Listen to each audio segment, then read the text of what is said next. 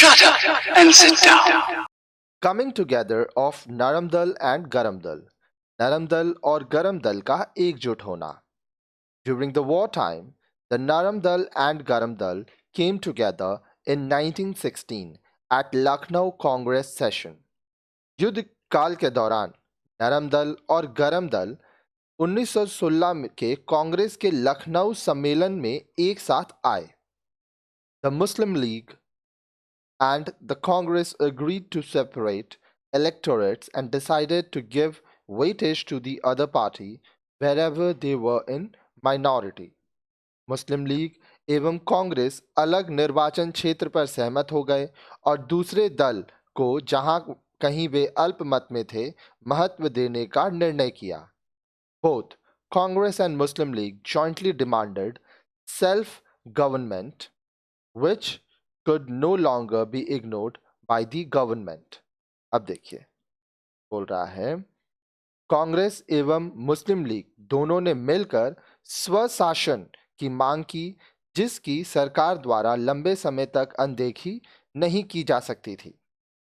The Lucknow session was also significant as the radical leaders of the Congress were attending it after the split in 1907. Lucknow अधिवेशन इस मामले में भी महत्वपूर्ण था कि कांग्रेस के अति परिवर्तनवादी नेता भी 1907 के अलगाव के बाद इसमें हिस्सा ले रहे थे.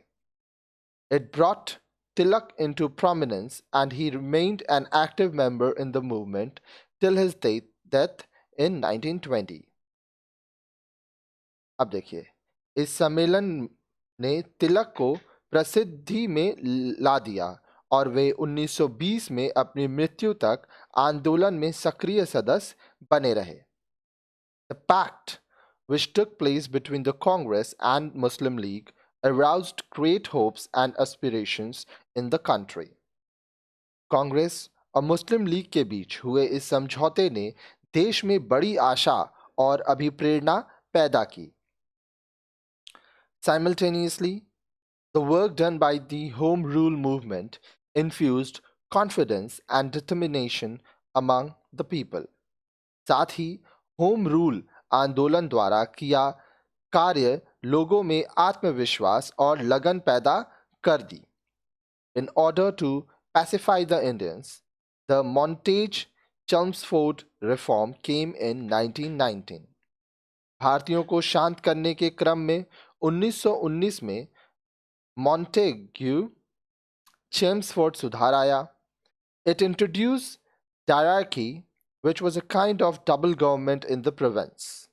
इसने दोहरे शासन का प्रस्ताव रखा जो एक प्रकार से राज्यों में दो सरकारें थीं.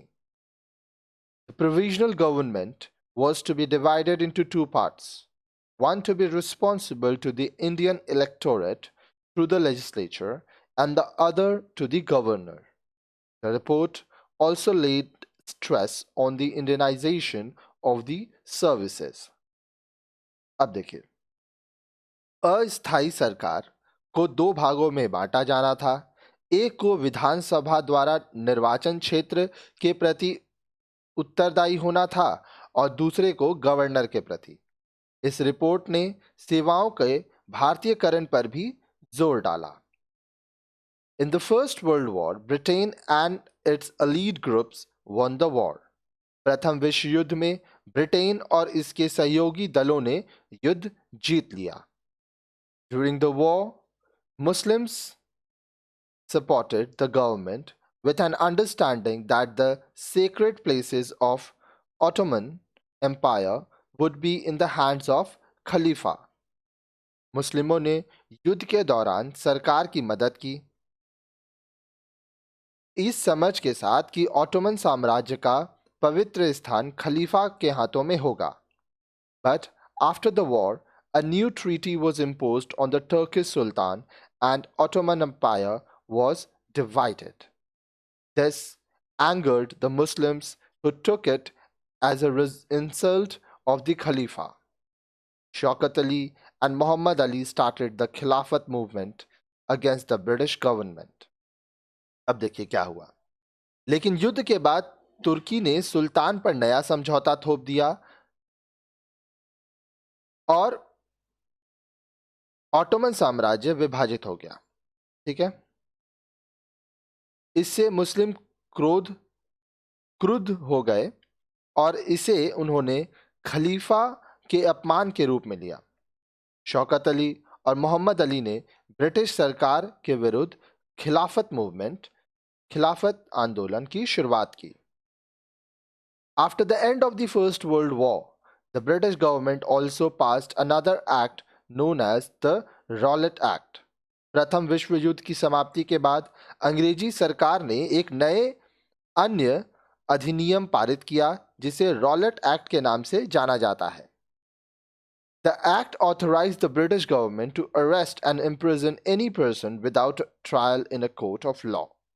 यह अधिनियम ब्रिटिश सरकार को किसी भी व्यक्ति पर बिना न्यायालय के मुकदमा चलाने, गिरफ्तार करने और जेल भेजने का अधिकार देती थी। It also banned Indians from keeping any type of weapon. इसने भारतीयों को किसी प्रकार के हथियार रखने पर भी प्रतिबंध लगा दिया।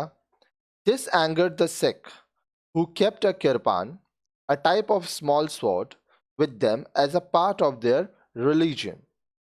इससे सिख क्रोधित हो गए जो अपने धर्म के अनुसार अपने साथ कृपाण, एक प्रकार की छोटी तलवार रखते थे। The Indians considered this act as an insult to them. भारतीयों ने इस अधिनियम को अपना अपमान समझा।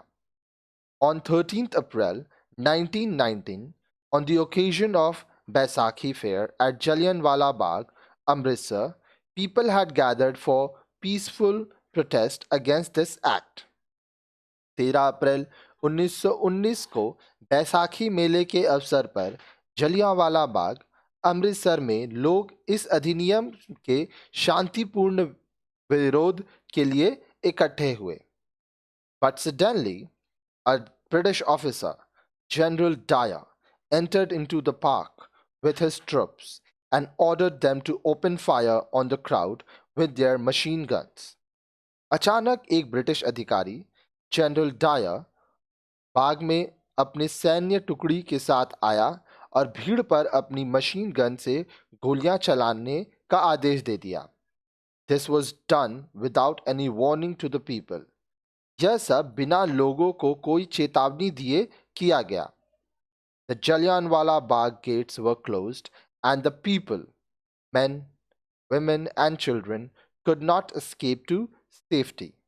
जलियांवाला बाग का दरवाजा बंद था और लोग, आदमी, औरत और बच्चे सुरक्षा के लिए नहीं भाग सके। Within a few minutes, about 1,000 persons were killed. कुछ मिनट में ही लगभग 1,000 व्यक्ति मार दिए गए। The massacre aroused the fury of the Indian people. इस नरसंहार ने भारतीय लोगों के उग्र क्रोध को भड़का दिया। Showing her anger and pain, the famous philosopher poet Rabindranath Tagore returned his knighthood to the British government. Rabindranath Tagore ने अपना क्रोध और दर्द दिखाते हुए ब्रिटिश सरकार को नाइटहुड की उपाधि लौटा दी।